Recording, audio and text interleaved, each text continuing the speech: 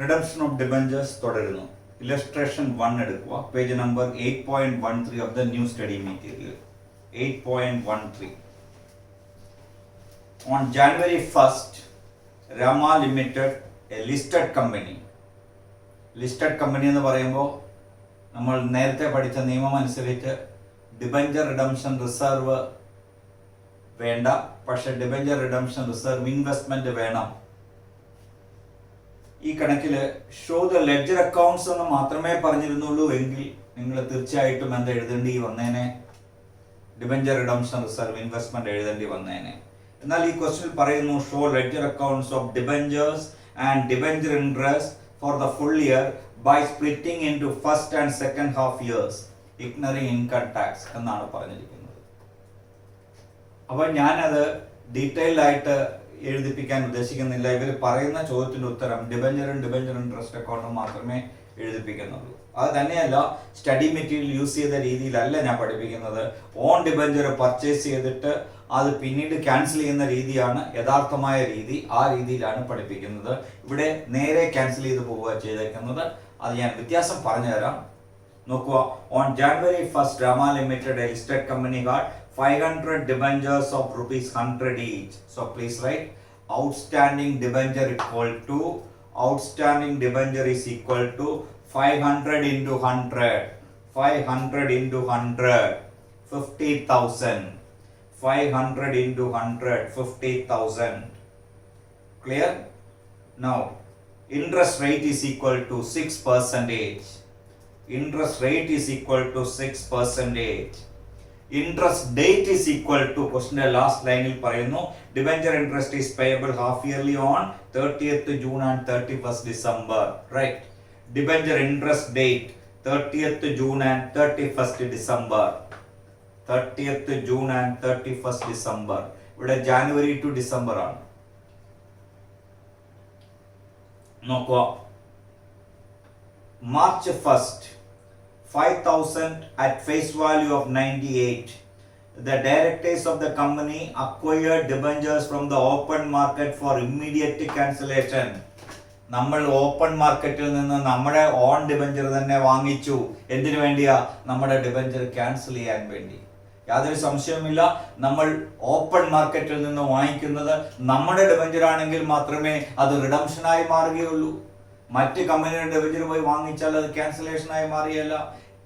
ഇവിടെ immediate cancellation ആണ് ഉദ്ദേശിക്കുന്നത്. ഹോൾഡ് ചെയ്ത് വെക്കുന്നില്ല. നമ്മൾ ഓൺ ഡിബഞ്ചർ വാങ്ങിക്കുന്നു, ക്യാൻസൽ ചെയ്യുന്നു. എന്നൊക്കെയാ? ഒന്ന് March 1st. So please write interest on March 1st is equal to, ഇവിടെ 5,000 rupees ആണ് തന്നിരിക്കുന്നത്. That is the nominal value. So write 5,000 into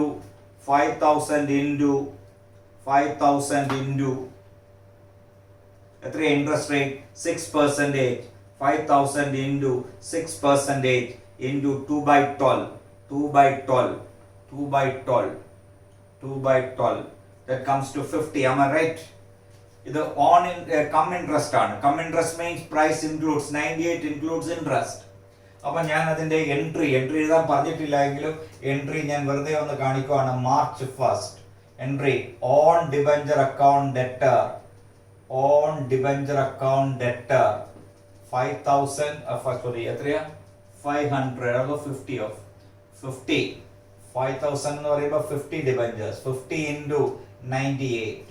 50 into 98 എത്ര വരും? 50 into 98 4850. 50 into 5 4850 ആണോ നോക്കണം. ശരിയല്ല. 50 into 98 equal to 4,900. 4,900 minus interest. Come interest ആയതുകൊണ്ട് interest account debtor. Interest എങ്ങനെയാ കണ്ടുപിടിക്കുക? 5,000 into എത്ര പെർസെന്റേജ് ആയിരുന്നു? 5,000 into 6%. 6% into എത്ര മാസമാ? മാർച്ച് 1st ആകുമ്പോൾ എത്ര മാസമാ വന്നത്? കഴിഞ്ഞ ജാനുവരി ഫെബ്രുവരി. കഴിഞ്ഞ ഡിസംബർ കഴിഞ്ഞ ജാനുവരി ഫെബ്രുവരി 2 മാസം. 2 by 12 എത്ര വരും? 50. 2 by 12 50. ആ 50 ആണ് ഇതിൽ നിന്ന് കുറയ്ക്കേണ്ടത് 4900 നിന്ന്. അപ്പൊ എത്ര വരും? 4900 മൈനസ് 50 4850 ടു ബാങ്ക് എഴുതുമ്പോൾ 50 into 98 4900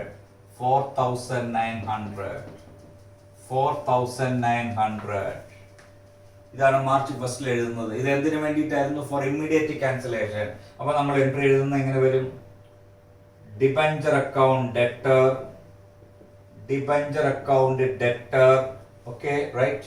ഡിബഞ്ചർ അക്കൗണ്ട് ഡെറ്റർ ഏത് വാല്യൂ ആയിരിക്കും എഴുതുക? നോമിനൽ വാല്യൂ എത്രയാ? 55,000 to own debentures 4850 to profit on cancellation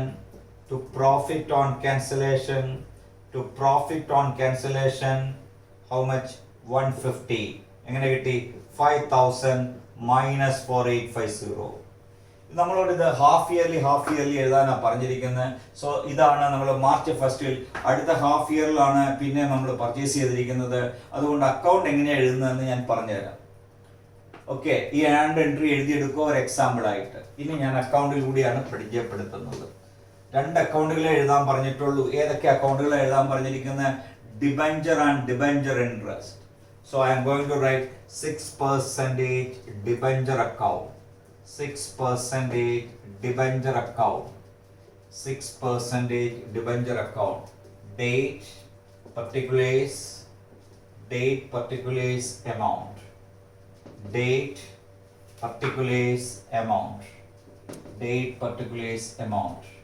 Okay, half yearly എഴുതേണ്ടത്. അപ്പൊ നമ്മുടെ തുടക്കം എന്നായിരുന്നു? ജാനുവരി 1. ഡിബഞ്ചറിന്റെ ബാലൻസ് എത്രയായിരുന്നു? By balance brought down amount കോളത്തിൽ നോമിനൽ വാല്യൂ 500 into 100 50,000. നമ്മൾ എന്നാ വാങ്ങിച്ചത്? First date March 1 to own debentures 4850 to P&L account profit on cancellation 150. ബാക്കി എന്ന അക്കൗണ്ട് ക്ലോസ് ചെയ്യേണ്ട June 30 to balance carry down how much? ബാക്കി 50,000 നിന്നും 5,000 പോയാൽ ബാക്കി 45,000 balancing figure 45,000. am I right? 45,000. ഇങ്ങനെ ഇവർ എഴുതാൻ ആവശ്യപ്പെട്ടുകൊണ്ട് അല്ലെങ്കിൽ ഒരു ഇയറിൽ എഴുതി തീർത്താൽ മതിയായിരുന്നു. ഓക്കെ, ഇനി എന്ത് ചെയ്യാൻ പോവാ? ഞാൻ ഇത് ബാലൻസ് ചെയ്തു 50,000 ബാലൻസ് ചെയ്തു 50,000 ബൈ അടുത്ത ജൂലൈ 1 ഞാൻ ബ്രോ ഡൗൺ ചെയ്തു. ബൈ ബാലൻസ് ബ്രോ ഡൗൺ എത്ര? 50,000. Sorry, by balance brought down 45,000. ഇനിയാണ് നമുക്ക് ബാക്കി എഴുതാവുന്നത്. അപ്പൊ നമ്മൾ ശ്രദ്ധിക്കേണ്ട പോയിന്റുകൾ. ഇനി ആഗസ്റ്റ് 1 ഡിസംബർ 15 2 ട്രാൻസാക്ഷൻ നടന്നു. സ്റ്റഡി മെറ്റീരിയലിൽ ഇവിടെ ടു ഓൺ ഡിബഞ്ചർ എന്ന് എഴുതുന്നതിന് പകരം എഴുതിയിരിക്കുന്നത് ടു ബാങ്ക് എന്നാണ്. എന്ന് പറഞ്ഞാൽ നമ്മൾ പൈസ കൊടുത്ത് വാങ്ങിച്ചത് 4850 അവരതങ്ങ് എഴുതിയെന്നേ ഉള്ളൂ. പക്ഷെ അതല്ല, ഈ യഥാർത്ഥ മലയാളം ഇതാണ്. ക്വസ്റ്റിന്റെ ആൻസറിൽ അവർ ഓൾട്ടർനേറ്റീവ്ലി എന്ന് പറഞ്ഞ് സെക്കൻഡ് നോട്ടിൽ പറയുന്നുണ്ട് ഇങ്ങനെ ചെയ്യാമെന്ന്, ഇങ്ങനെയാണ് ചെയ്യേണ്ടത്. അതുകൊണ്ടാണ് ഞാൻ ഇങ്ങനെ തന്നെ ചെയ്തത്. സോ ഇങ്ങനെ തന്നെ നിങ്ങളും ചെയ്താൽ മതി, കേട്ടല്ലോ. നമുക്കിനി ഇത് ബ്രോ ഡൗൺ ചെയ്തു ഞാൻ. ഇനി എന്താ നടന്നതെന്ന് നോക്കുക. അടുത്ത ഇയറിൽ എന്താ നടന്നതെന്ന് നോക്കാം. എമൗണ്ട് കോളം വരച്ചിട്ടുണ്ട്. ഓക്കെ, ഡേറ്റ് കോളവും ഉണ്ട്. നോക്കാം അടുത്തത് എന്തായിരുന്നു ട്രാൻസാക്ഷൻ നടന്നതെന്ന് നോക്കുക. ട്രാൻസാക്ഷൻ നടന്നത് ഓഗസ്റ്റ് 1. ഓഗസ്റ്റ് 1 എന്ന് പറയുമ്പോൾ ലാസ്റ്റ് ഇൻട്രസ്റ്റ് ഡേറ്റ് കഴിഞ്ഞ് എത്ര ദിവസം കഴിഞ്ഞു നോക്കണം. ഓഗസ്റ്റ് 1 ലാസ്റ്റ് ഇൻട്രസ്റ്റ് ഡേറ്റ് കഴിഞ്ഞ്, അതായത് ലാസ്റ്റ് ഇൻട്രസ്റ്റ് ഡേറ്റ് എന്ന് പറയുന്നത് 30th ജൂണും 31st ഡിസംബറോ. ജൂൺ കഴിഞ്ഞ് ജൂലൈയിലേക്ക് ആഗസ്റ്റിലേക്ക് എത്ര മാസമുണ്ട്? July only 1 month. Only 1 month. Am I right? So please write the note. Note ആയിട്ട് എഴുതിയിടുക. നോട്ടിൽ എഴുതുക. അക്കൗണ്ട് എഴുതുന്നതിന് സ്പേസ് ഇട്ടിട്ട് നോട്ട് എഴുതുക. Right. August 1st. Interest on debentures purchased. Interest on debentures purchased. Come interest ആണോ ex interest ആണോ നോക്കണം. Come interest ആണോ ex interest ആണോ come interest ആ. Right. 10,000 into nominal value 10,000 ആണ്. 10,000 into 6% into 1/12. Only 1 month. 1/12. That comes to 50. That comes to 50. 50. I see. നിങ്ങൾ ചെയ്ത് നോക്കണം, വർക്കൗട്ട് ചെയ്ത് നോക്കണം. നീ അടുത്ത right purchase price is equal to rupees 10,000 എന്ന് പറയുമ്പോൾ ഒരു ഡിബഞ്ചറിന്റെ ഫേസ് വാല്യൂ 100 ആ. എത്ര ഡിബഞ്ചർ വരും? Number of debentures purchased 100. അപ്പൊ 100 debentures into right 100 debentures into എത്ര രൂപ കൊടുത്താ വാങ്ങിച്ചത്? 100.25. 100.25. അപ്പം വാല്യൂ വരുന്നത് 10,025. 10,025. 100,025. Am I right? 100,025. ഇതാണ് ടു ബാങ്കിൽ വരുന്നത്. Then right, cost price is equal to 100,025 minus 50. എത്ര വരും? 9975. Entry, write the entry. On debenture debtor 9975. On debenture debtor 9975. ബ്രാക്കറ്റിൽ മനസ്സിലാക്കാൻ 100 debentures into 100.25 minus 50. 100 into 100.25 minus 50.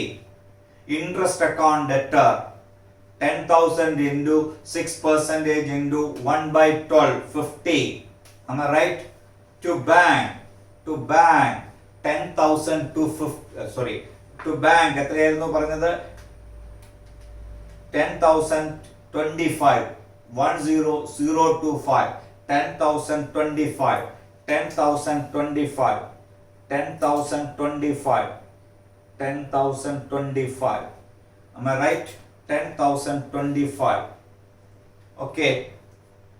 അപ്പൊ നമ്മൾ ഇത് പോസ്റ്റ് ചെയ്യുമ്പോൾ എന്നായിരിക്കും? ഓഗസ്റ്റ് 1st വർക്കിംഗ് ഓൺ ഉള്ള സ്പേസ് ഇട്ടേക്കുന്നത്. ടു ബാങ്ക് അല്ല, ടു ഓൺ ഡിബഞ്ചേഴ്സ് എത്രയാണ് നമ്മൾ എഴുതുമ്പോൾ എഴുതേണ്ടത്? 9975. To profit on to P&L account ബ്രാക്കറ്റിൽ പ്രോഫിറ്റ് ഓൺ ക്യാൻസലേഷൻ. എത്ര രൂപയുടെ ഡിബഞ്ചറാണ് നമ്മൾ വാങ്ങിച്ചത്? 10,000-ന്റെ. 10,000 ആകുമ്പോൾ ബാക്കി വരുന്ന ബാലൻസ് എത്ര വരും? 25. Profit on cancellation 25. Entry debenture account debtor 10,000 to own debentures 9975. ആ സ്പേസിൽ എൻട്രി എഴുതിക്കോണം. Debenture account debtor 10,000 to on debentures 9975. To P&L account profit on cancellation 25. To profit on cancellation 25. Profit on cancellation 25. Am I right? Okay. ഇനി എന്നാ അടുത്ത transaction നോക്കുക. അടുത്ത transaction December 15. Please write working note. December 15. Interest on debentures purchase. Interest on debentures purchase. December 15 എന്ന് പറയുമ്പോൾ last interest date June ആണ്. July, August, September, October, November, December. June കഴിഞ്ഞു July, August, September, October, November, December. December 15. December മുഴുവൻ ഇല്ല, അതുകൊണ്ട് 5.5 മാസം എടുത്താൽ മതി. 15 5.5 months. 5.5 months. So write 2,500 into 2,500 into എത്ര percentage interest rate? 2,500 into rate 6% into 6% into 5.5 divided by 12 is equal to 68.75. 68.75. 68.75. Am I right? 68.75. Write the entry. On is X interest on it. So write on debenture debtor X interest. On debenture debtor. On debenture debtor 2,500 into 98.50. 98.50.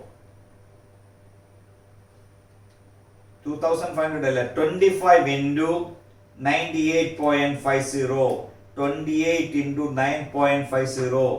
അപ്പോൾ എത്ര വരും? 2462.5. X interest ആകുമ്പോൾ ആ പറയുന്ന price എഴുതിയാൽ മതി.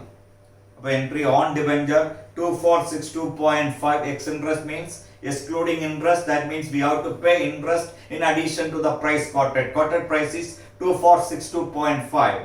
Debenture interest account debtor 68.75. Interest account debtor 68.75. Am I right? 68.75. To bank ഇത് രണ്ടും കൂടെ കൂട്ടി 2462.5 പ്ലസ് ഇൻട്രസ്റ്റ് എത്രയായിരുന്നു കാൽക്കുലേറ്റ് ചെയ്തത്? ഇൻട്രസ്റ്റ് എത്രയാണ് കാൽക്കുലേറ്റ് ചെയ്തത്? 68.75. 68.75. That comes to 2531.25. 2531.25. 2531.25. ഇതാണ് entry. I will repeat the entry. On debenture debtor X interest. Debenture interest account debtor to bank എഴുതുമ്പോൾ പറഞ്ഞ വില പ്ലസ് ഇൻട്രസ്റ്റ് ആണ് എഴുതേണ്ടത്. കം ഇൻട്രസ്റ്റ് ആണെങ്കിൽ പറഞ്ഞ വില കൊടുത്താൽ മതി. ഇതിൽ ഇൻട്രസ്റ്റും കൂടെ കൂട്ടി വേണം എഴുതാൻ. ഓക്കെ. ദെൻ ക്യാൻസലേഷൻ എൻട്രി എങ്ങനെ എഴുതും? Debenture account debtor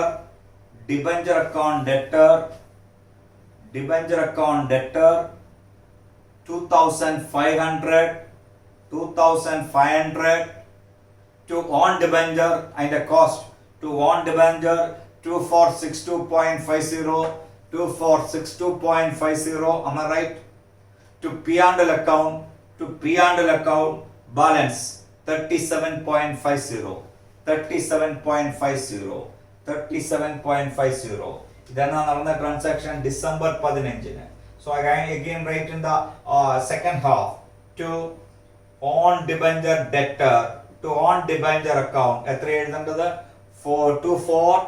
2462.50. Am I right? To P&L account profit on cancellation.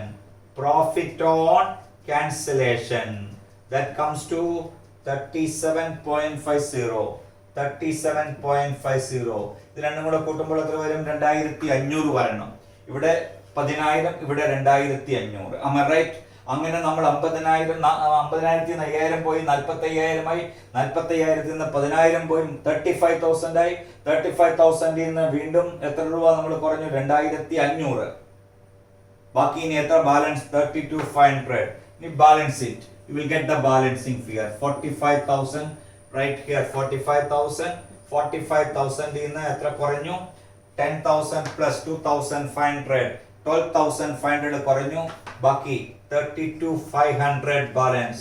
32,500 balance carry down. To balance carry down 32,500. ഇപ്പൊ രണ്ട് ഹാഫ് ആയിട്ട് ഞാൻ എഴുതി. പുസ്തകത്തിൽ ആദ്യമേ ഡിബെഞ്ചറിന്റെ ഫസ്റ്റ് ഹാഫും ഇൻട്രസ്റ്റിന്റെ ഫസ്റ്റ് ഹാഫ് എഴുതി. ഞാൻ അതിന് പകരം ഡിബെഞ്ചർ അക്കൗണ്ടിന്റെ ഫസ്റ്റ് ഹാഫ് എഴുതി ബ്രോഡ് ഡൗൺ ചെയ്ത് സെക്കൻഡ് ഹാഫും കൂടെ കാണിച്ചു തന്നു. മനസ്സിലായോ? ഇത് എഴുതിയെടുക്കുക. മനസ്സിലാക്കണം, ഞാൻ ഓൺ ഡിബെഞ്ചർ പർച്ചേസ് ചെയ്ത് ഇന്നലെ ചെയ്യിപ്പിച്ച അതേ രീതിയിൽ തന്നെയാണ് പഠിപ്പിച്ചിരിക്കുന്നത്. ഈ എല്ലാ കണക്കുകളും ഞാൻ അതേ രീതിയിൽ തന്നെയായിരിക്കും പഠിപ്പിക്കുന്നത്. ഇമ്മീഡിയറ്റ് ക്യാൻസലേഷൻ വാങ്ങിക്കുന്നത്. ഇതെല്ലാം നമ്മൾ പഠിക്കുന്ന ആ രണ്ടാമത്തെ മെത്തേഡാണ്. Purchase of on debenture four immediate cancellation എന്നുള്ള മെത്തേഡിലാണ് ഇപ്പോൾ പഠിപ്പിച്ചുകൊണ്ടിരിക്കുന്നത്. ഓക്കെ, ഇനി നമുക്ക് ഇൻട്രസ്റ്റ് അക്കൗണ്ട് എഴുതണം. ഡിബെഞ്ചർ ഇൻട്രസ്റ്റ് അക്കൗണ്ട് ഇത് ഒരു ഇയർലി എഴുതേണ്ടത്. യഥാർത്ഥത്തിൽ ഇവിടെ ഹാഫ് ഇയർലി എഴുതാൻ പറയുന്നത് കൊണ്ട് മാത്രമാണ്. അതുകൊണ്ട് ആരും ചോദിക്കണ്ട ഇത് ഇങ്ങനെയാണോ, ഹാഫ് ഇയർലി ആണോ എപ്പോഴും എഴുതേണ്ടത്? അല്ല, ഇയർലി ആണ് എഴുതേണ്ടത്. ഇവർ പറയുന്നത് കൊണ്ട് മാത്രം നമ്മൾ അങ്ങനെ ചെയ്യുന്നതേ ഉള്ളൂ. എന്ത് അക്കൗണ്ടാണ് വരയ്ക്കുന്നത്? Debenture interest account. Debenture interest account. Debenture interest account. നമ്മുടെ കയ്യിൽ എത്ര രൂപയുടെ ഡിബഞ്ചർ ഉണ്ടായിരുന്നു? ഡിബഞ്ചറിന്റെ ബാലൻസ് ഔട്ട്സ്റ്റാൻഡിങ് 50,000 ആയിരുന്നു. അതുകൊണ്ട് നമ്മൾ ആദ്യമേ പർച്ചേസ് ചെയ്ത ഓൺ ഡിബഞ്ചർ നമ്മൾ മാർച്ച് 1-ാം തീയതി വാങ്ങിച്ചു. മാർച്ച് ഫസ്റ്റിന് debenture interest account debtor to bank എത്രയ്ക്കാണ് നമ്മൾ വാങ്ങിച്ചിരുന്നത്? 5,000. Am I right? 5,000. അതിന്റെ ഇൻട്രസ്റ്റ് കാൽക്കുലേറ്റ് ചെയ്തായിരുന്നു. 5,000 into rate of interest 6%. 6% into 2/12. 2/12 എത്രയാ വന്നത് നോക്കുക? 2/12 6%. അപ്പൊ എത്രയായിരുന്നു വന്നത് ഇൻട്രസ്റ്റ്? ഫസ്റ്റ് ഹാഫിലെ interest 50 rupees. 5,000 into 6% into 2 divided by 12 is equal to 50. Okay, am I right? 50. ഇനി എന്നാ വരുന്നത്? മാർച്ച് 1 കഴിഞ്ഞാൽ പിന്നെ 30th June to bank debenture interest account debted to debenture holders and debenture holders account debted to bank. അതുകൊണ്ടാണ് to debenture holders എന്ന് എഴുതിയിരിക്കുന്നത്. ഞാൻ അത് പകരം to debentures. ബാക്കി എത്രയാ ഉള്ളത്? 45,000. എങ്ങനെയാ 45,000 വന്നത്? 50,000 minus how much redeemed or cancelled? 5,000 into 6% into 6/12. 6 മാസം 30th ജൂണിലാണ്. അപ്പൊ നമ്മൾ കാൽക്കുലേറ്റ് ചെയ്യുമ്പോൾ 45,000 into 6% into 6/12 എത്ര വരുമെന്ന് നോക്കുക. That comes to 1350. ഇവരിത് 6 മാസം കൂടുമ്പോൾ പി ആൻഡ് അക്കൗണ്ടിലേക്ക് മാറ്റി 6 മാസം കൂടുമ്പോൾ എഴുതാൻ പറഞ്ഞത് കൊണ്ടാണ് by P and account. 1,400. That is closed. 1,400. Then again second halfിലേക്ക് വരണം. August 1st to bank. നമ്മൾ August 1st കം ഇൻട്രസ്റ്റ് റേറ്റിൽ വാങ്ങിച്ചിരുന്നു. അതിന്റെ ഇൻട്രസ്റ്റ് നിങ്ങൾ കാൽക്കുലേറ്റ് ചെയ്തിരുന്നു. എത്രയായിരുന്നു? August 1st വന്നത് 50 രൂപ. എത്രയാ വാങ്ങിച്ചത്? 10,000 into 6% into ഓഗസ്റ്റ് എന്ന് പറയുമ്പോൾ ജൂലൈ ഒറ്റ മാസം 1/12. 10,000 ആകുമ്പോൾ 600 divided by 12 15 50. I'm correct. Then പിന്നെ എന്നാ ഡിസംബർ 15 വീണ്ടും ടു ബാങ്ക്. എത്രയ്ക്കാ കാൽക്കുലേറ്റ് ചെയ്ത്? 2,500 into 6% into 5.5/12. അത് എത്രയാ വന്നത്? 68.75. Am I right?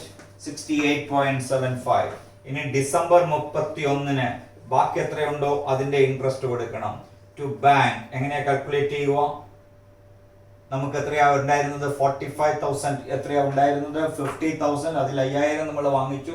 45,000. ആ 45,000 നിന്ന് 10,000 പോയി. 10,000 നിന്ന് പിന്നെയും ഒരു 2,500 നമ്മൾ വിറ്റു.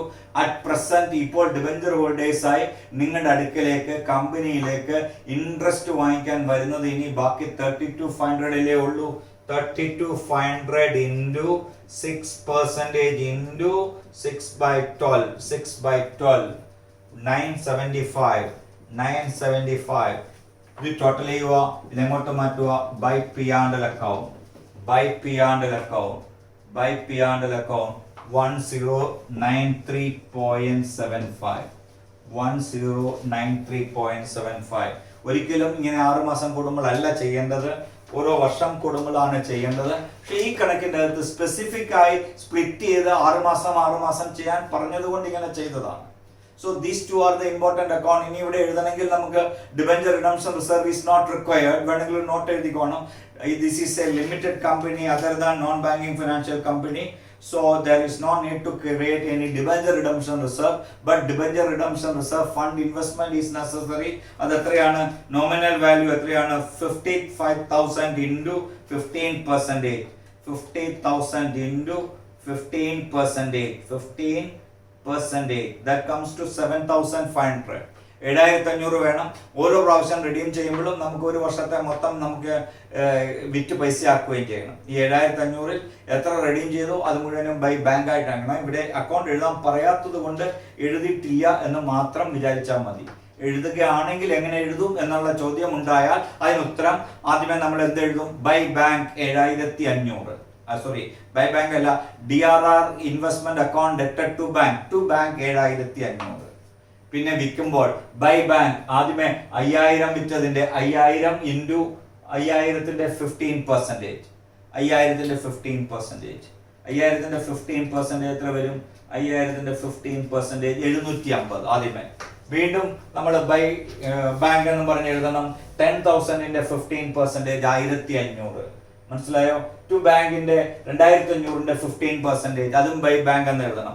ഓരോ പ്രാവശ്യവും ക്യാൻസൽ ചെയ്ത ഡിബഞ്ചറിന്റെ നോമിനൽ വാല്യൂവിന്റെ 15% ആണ് എഴുതേണ്ടത്. കറക്റ്റ്? മനസ്സിലായോ? എന്നിട്ട് ബാക്കിയാണ് ബാലൻസ് ക്യാരി ഡൗൺ ആയിട്ട് എഴുതിയിടേണ്ടത്. മനസ്സിലായോ? അങ്ങനെ ചെയ്യാം. അത് ഇവിടെ ആവശ്യപ്പെടാത്തത് കൊണ്ട് ഞാൻ ചെയ്യിപ്പിക്കുന്നില്ല. ഇനി നിങ്ങൾ ഇല്ലസ്ട്രേഷൻ 2ലേക്ക് വരുക. Illustration 2.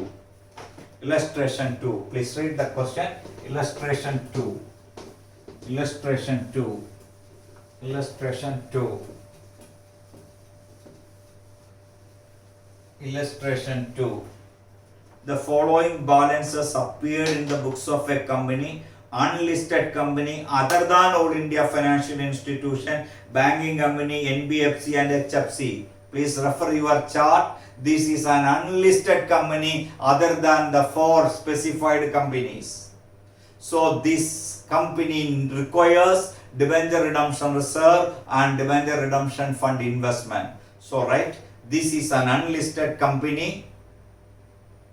other than NBFC, NBFC, HFC, All India Financial Institution, banking companies. Therefore, this unlisted company requires debenture redemption reserve at the rate of 10% and debenture redemption reserve fund investment at the rate of 15%. So please write this note first. ഈ കണക്ക് ചെയ്യുന്നതിന് മുമ്പ് ഈ not എഴുതി വെക്കുക. DRR required 10%. DRRI investment, debenture redemption reserve investment 15%. ഇനി ഞാൻ കണക്കിലേക്ക് വരുക. 6% 10,000 debentures of 100 each. So right, nominal value of debentures is equal to please write, nominal value of debentures is equal to 10,000 into 100. 10,000 into 100, 10 lakhs. 10,000 into 100, 10 lakhs. എഴുതിയോ? 10,000 into 100, 10 lakhs. So DRR required is equal to, debenture redemption reserve required is equal to 10 lakhs into 10%. 10 lakhs into 10%. Am I right? Debenture redemption reserve required is, debenture redemption reserve required is equal to 10 lakhs into 10%.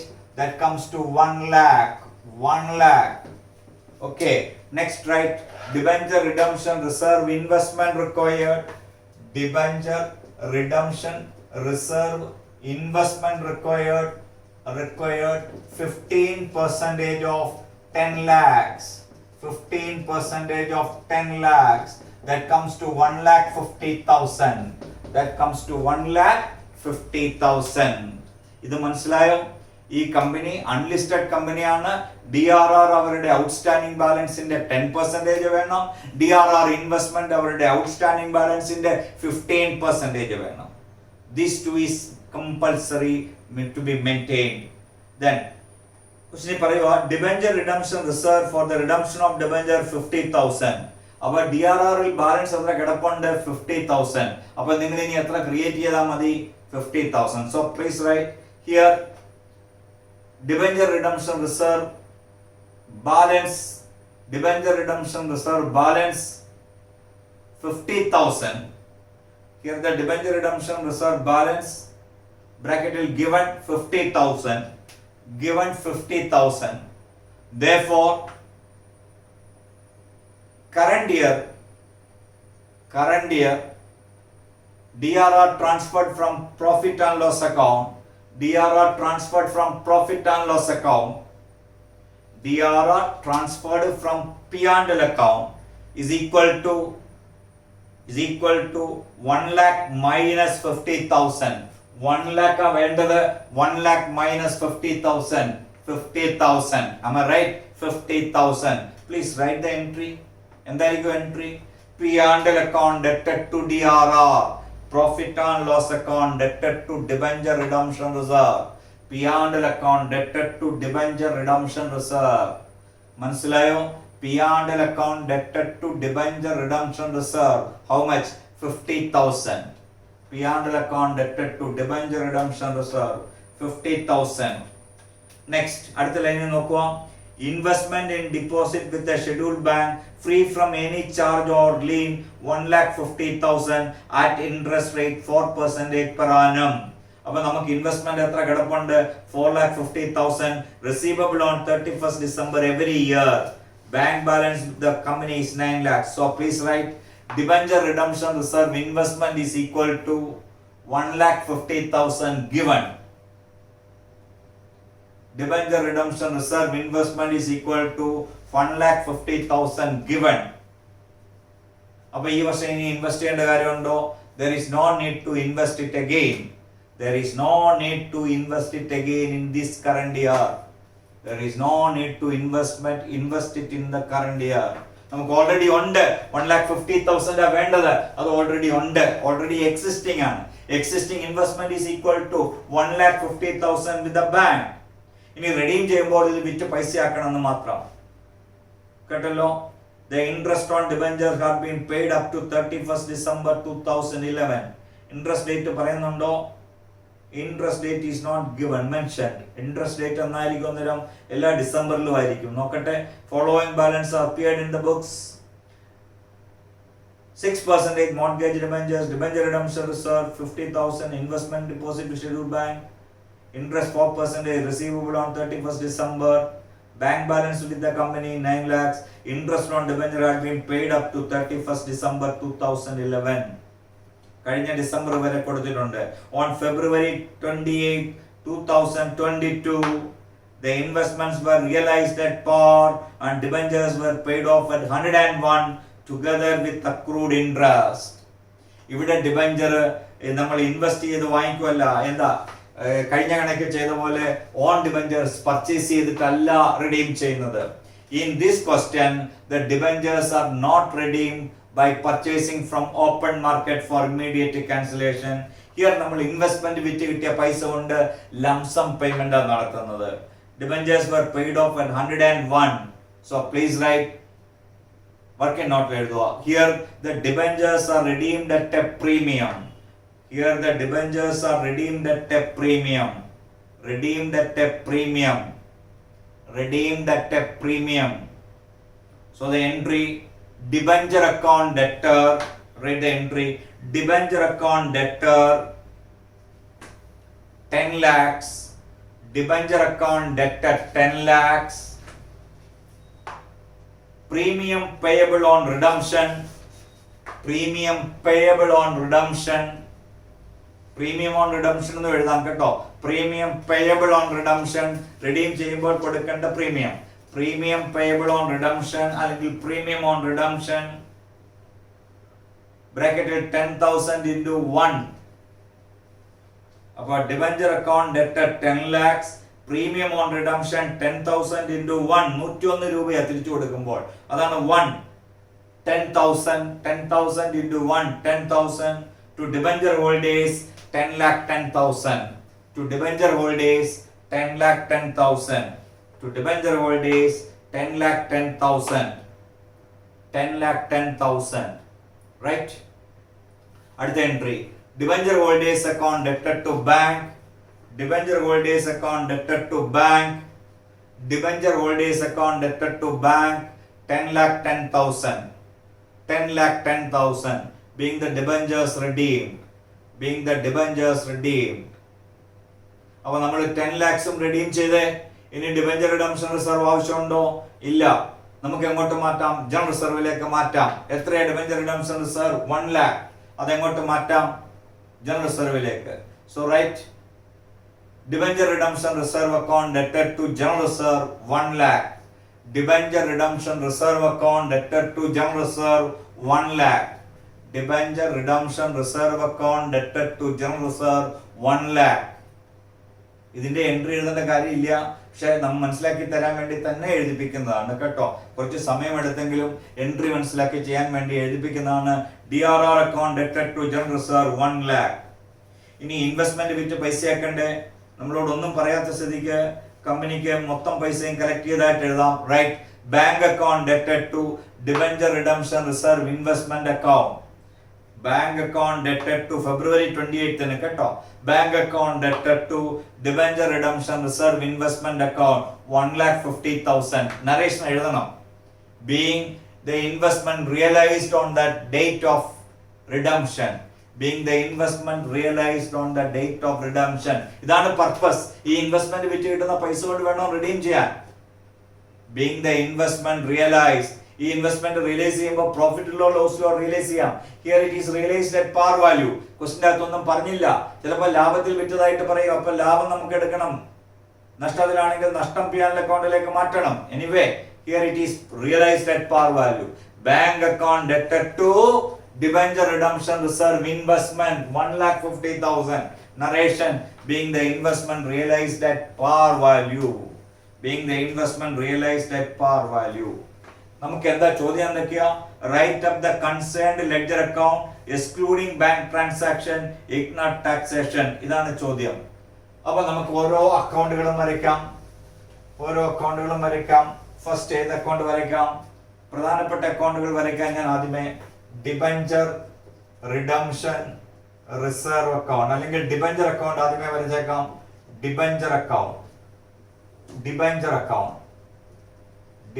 Account എത്ര percentage interest rate ആയിരുന്നു debenture അക്കൗണ്ടിന്? 6%. ഈ കണക്കിന്റെ ഒരു പ്രത്യേകത debenture by balance brought down. എത്രയായിരുന്നു balance ഉണ്ടായിരുന്നത്? By balance brought down 10 lakhs.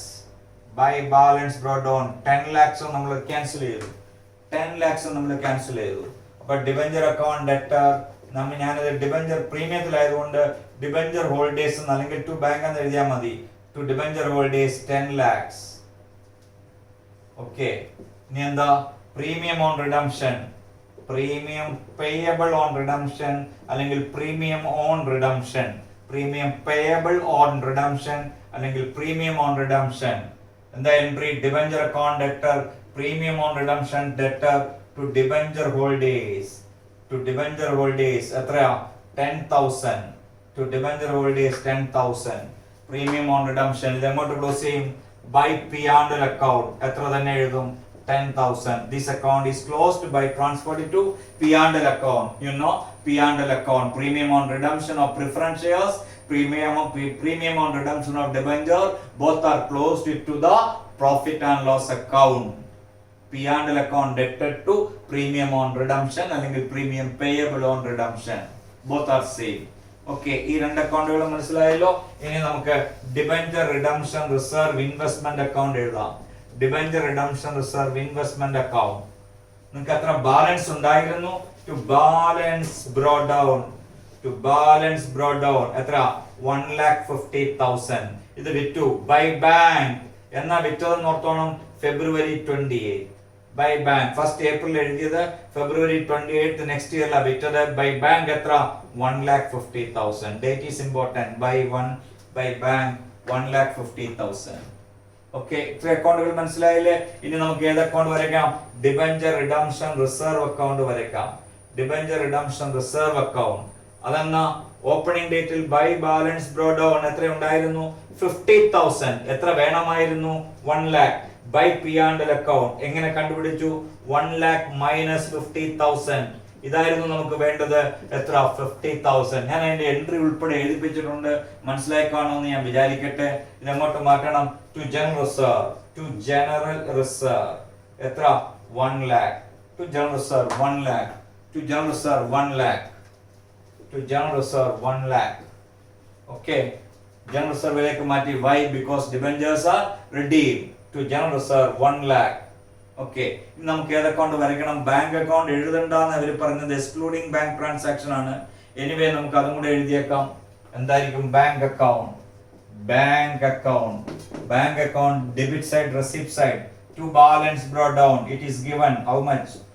9 lakhs. This is the bank balance, 9 lakhs. Am I right? Then to interest on debenture redemption reserve investment. ഒരു വർഷത്തെ ഇൻട്രസ്റ്റ് നമുക്ക് കിട്ടും. ഒരു വർഷത്തെ അല്ല, 2 മാസത്തെ. ഫെബ്രുവരി 28 നമ്മൾ വിറ്റു. ഓപ്പണിംഗ് ബാലൻസ് എന്നായിരുന്നു? ഡിസംബർ 31 2011 ക്ലോസ് ചെയ്തിരുന്നത് അല്ലേ?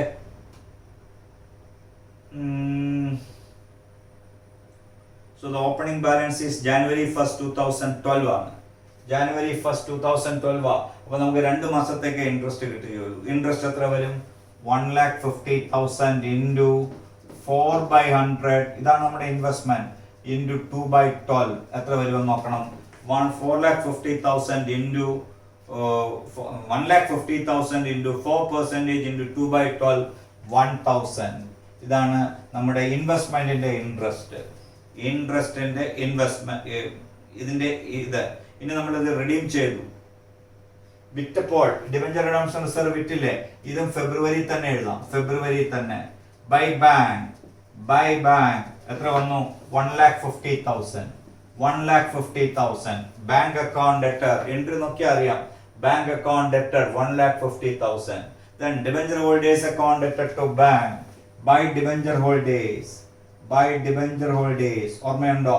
10,10,000.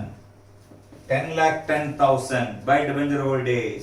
ഇനി by debenture interest. ഇവിടെ നമ്മൾ എക്സ് ഇൻട്രസ്റ്റും കം ഇൻട്രസ്റ്റ് ഒന്നും ഇല്ല.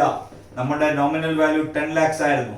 ആ നോമിനൽ വാല്യൂ 10 lakhsന്റെ റേറ്റ് എത്രയായിരുന്നു? ഇൻട്രസ്റ്റ് റേറ്റ് 6% ആയിരുന്നു. 10 lakhsന്റെ 6% 2 മാസത്തേക്ക് എത്ര വരുമെന്ന് നോക്കുക. 10 lakhs into 6% into 2/12 എത്ര വരുമെന്ന് നോക്കുക. That comes to 10,000, right? Debenture 10 lakhs into 6% into 2/12. That comes to 10,000. 10,000. ഈ 10,000 ബാക്കി വരുന്ന ബാലൻസ് ചെയ്യുക. Balance carry down.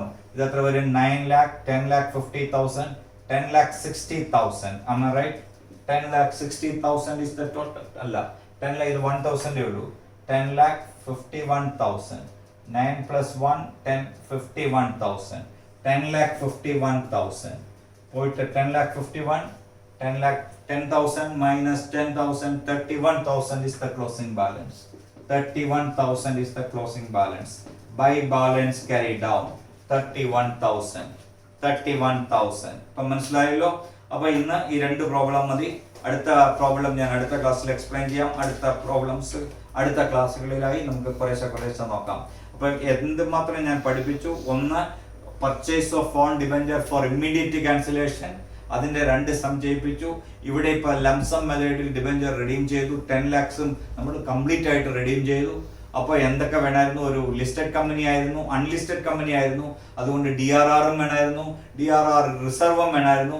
DRR റിസർവിൽ 50,000 ഉണ്ടായിരുന്നുള്ളൂ. ബാക്കി 50,000 നമ്മൾ കൊണ്ടുവരേണ്ടി വന്നു. ഇൻവെസ്റ്റ്മെന്റ് 1,50,000 തന്നെ ഉണ്ടായിരുന്നു. അത് നമ്മൾ മാർക്കറ്റിൽ വിറ്റു. അപ്പോൾ ഓർത്തിരിക്കേണ്ടത്, DRR ഇൻവെസ്റ്റ്മെന്റ് ഉണ്ടെങ്കിൽ ആ ഇൻവെസ്റ്റ്മെന്റ് നമ്മൾ റിഡീം ചെയ്യുന്ന ഡേറ്റിൽ മാർക്കറ്റിൽ വിറ്റ് പൈസയാക്കണം. പറഞ്ഞില്ലെങ്കിലും ചെയ്യണം. അതുപോലെ DRR റിസർവ് നമുക്ക് ഉണ്ടോ നോക്കണം. ഇല്ല എങ്കിൽ DRR റിസർവ് ക്രിയേറ്റ് ചെയ്യേണ്ടതാണെങ്കിൽ 10% ക്രിയേറ്റ് ചെയ്യണം. ഓൾറെഡി ഉള്ളത് തികയുന്നില്ല എങ്കിൽ ബാക്കി തുക പ്രോഫിറ്റ് നിന്ന് കൊണ്ടുവരണം. ഈ 2 പോയിന്റുകളാണ് ഈ സമ്മിൽ പഠിപ്പിച്ചത്. എന്തൊക്കെയാ പഠിപ്പിച്ചത്? ഒന്ന്, ഇതൊരു അൺലിസ്റ്റഡ് കമ്പനി ആയിരുന്നു. അതുകൊണ്ട് തന്നെ DRR വേണമായിരുന്നു. ആ DRR നമ്മുടെ ക്വസ്റ്റിന്റെ അകത്ത് എക്സിസ്റ്റിംഗ് ആയിട്ടുണ്ടായിരുന്നു. ആ ഉണ്ടായിരുന്ന ഇൻവെസ്റ്റ്മെന്റ് എന്ത് ചെയ്തു? മാർക്കറ്റിൽ വിറ്റ് പൈസയാക്കി. മനസ്സിലായോ? അതുപോലെ DRR റിസർവ് വേണമായിരുന്നു, ഡിബഞ്ചർ റിഡംഷൻ റിസർവ് വേണമായിരുന്നു. അത് പക്ഷേ 10% 1 lakh വരേണ്ട അടുത്ത് 50,000 ഉണ്ടായിരുന്നുള്ളൂ. ബാക്കി 50,000 നമ്മൾ പ്രോഫിറ്റിൽ നിന്ന് എടുത്തു. റിഡീം ചെയ്തുകൊണ്ട് അത് എൻ്റെ എമൗണ്ടും എങ്ങോട്ട് മാറ്റി? ജനറൽ റിസർവിലേക്ക് മാറ്റി. ബാക്കിയെല്ലാം സാധാരണ പോലെയാണ്. പ്രീമിയം എമൗണ്ട് റിഡംഷനിലാണ് ഡിബഞ്ചർ റിഡീം ചെയ്തത്. ആ പ്രീമിയം എമൗണ്ട് എങ്ങോട്ട് മാറ്റി? P&L അക്കൗണ്ടിലേക്ക് ക്ലോസ് ചെയ്തു. ഓക്കെ, ഇൻവെസ്റ്റ്മെന്റിന് ഇൻട്രസ്റ്റ് കിട്ടി. ഇതെല്ലാം ഞാൻ ആദ്യ ക്ലാസ്സുകളിൽ ഇൻവെസ്റ്റ്മെന്റിന്റെ ഇൻട്രസ്റ്റിന്റെ കാര്യമൊക്കെ പഠിപ്പിച്ചായിരുന്നു. എൻട്രി നോക്കി മനസ്സിലാക്കി ഈ 2 കണക്കുകൾ കൂടി ചെയ്തു വെക്കുക. ബാക്കി കണക്കുമായി ഞാൻ അടുത്ത ദിവസം വരാം. ഓക്കെ.